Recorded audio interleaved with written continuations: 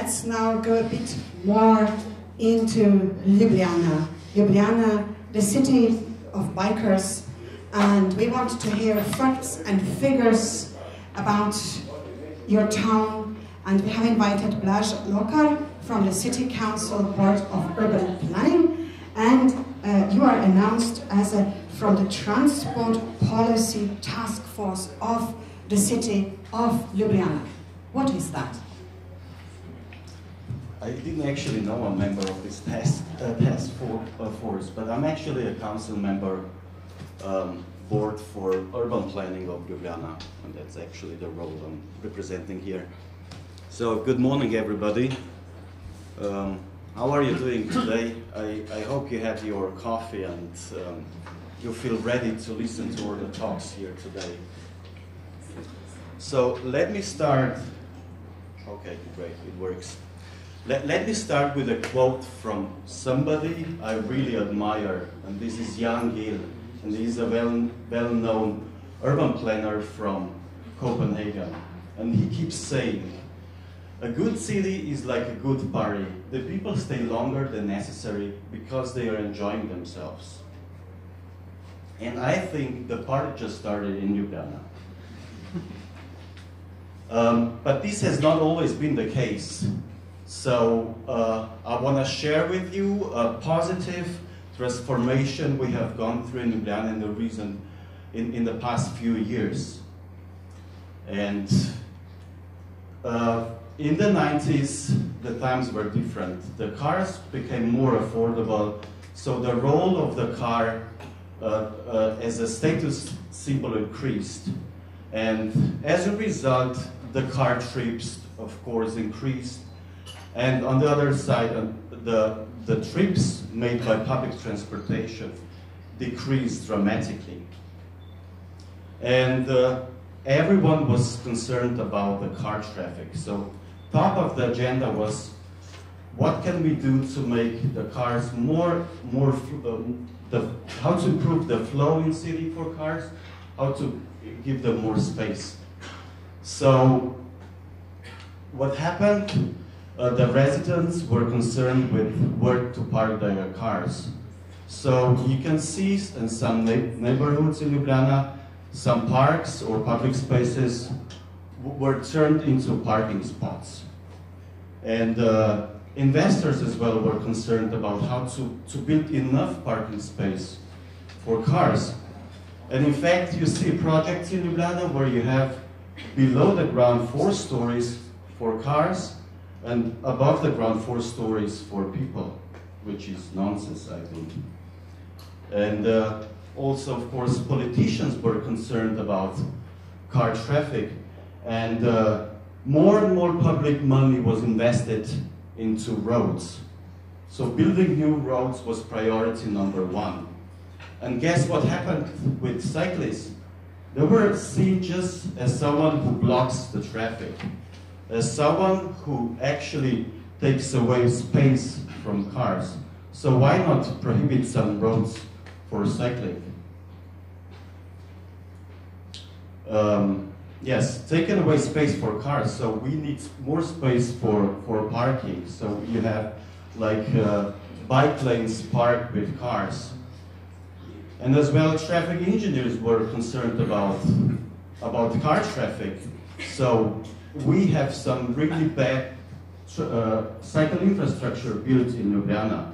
We call this rodeo. You see here going up and down. It's impossible to cycle here. So all these are consequences if you put on top of the priority car traffic. So the maintenance is bad, and also the cyclists are seen as someone who are just breaking the rules. Okay, so that was the challenge in Ljubljana. So that's what the legacy is, what we inherited. So, but there is we figured out how to turn around this vicious cycle. And I want to share with you how to make the transformation happen from a car-oriented city to a more bicycle-friendly city. And the model we call is, we figured out works fine in Ljubljana, is an incremental, step-by-step approach going up from bottom to up.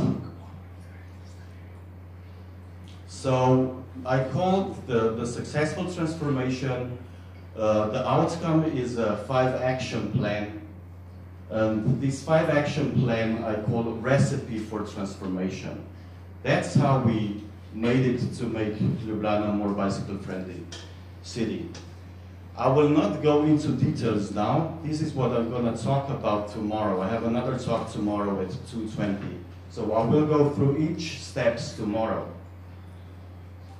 But I told you, I think we had a successful transformation. And what just Vice Mayor mentioned, we have almost 50,000 subscribers to the bike share scheme, which is 17% of the population of Ljubljana, which I think is a big number. And in 2 years, 1.5 million trips were done by this scheme. And the manifestation of the new paradigm, traffic paradigm, is the redesign of the main street in Ljubljana, the Slovenska Street. And this is what Slovenska Street used to look like. You see, it's prohibited for, some of the sections were prohibited for cyclists, like on this side, you could not cycle. And most of the space was for car traffic only. You had very narrow sidewalks. And actually, the street was very popular for car traffic. But they were just in transit. They cannot even stop somewhere here. They just passed the city center. And this is what we have done in the last 3 weeks. This happened just 3 weeks ago. And you see now bike lanes on the both sides. They are very wide. They are the widest bike lanes in Ljubljana. They were more than 2 meters wide. And you have just two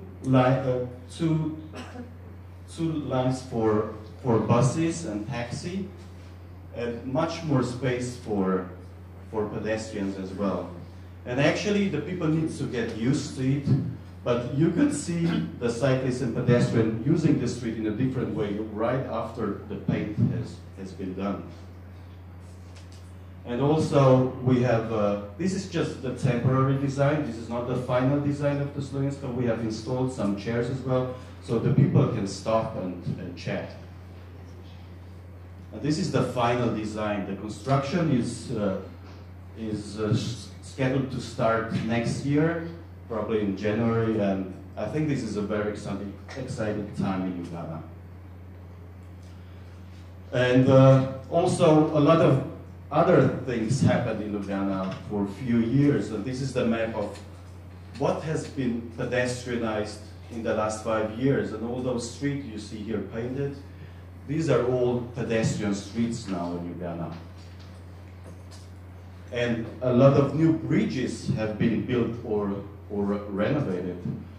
If I'm not mistaken, 10 bridges were reconstructed or newly constructed in the last 5 years.